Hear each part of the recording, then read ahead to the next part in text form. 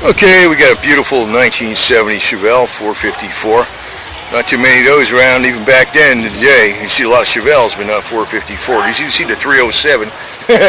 What would happen was somebody have a 307 and they keep the 307 badge and they find a 327. They put a cam in it, headers, actually you can do stuff with the 307 too, believe it or not. But you didn't see too many big blocks back then in the day. Cal induction opens up.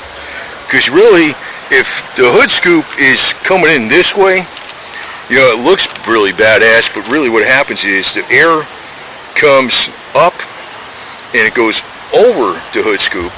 And you want the Cal induction where it comes in here, and when you open up this in the back, it relieves, allows more air to flow through. It gives you more cooling.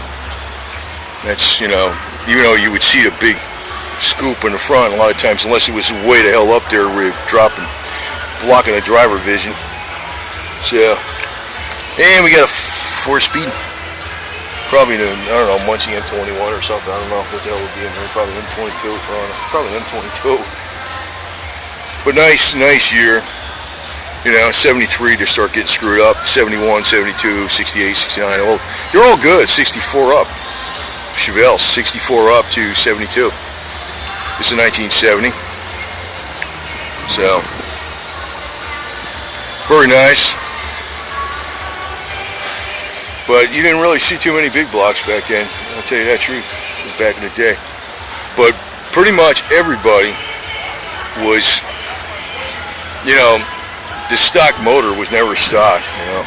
People would crane cam, polycarb, intake, headers. Not the heads, not really doing the heads, the cram usually. But, whatever the engine said from the factory, most people's cars back then were not the same horsepower. Nobody had anything stock.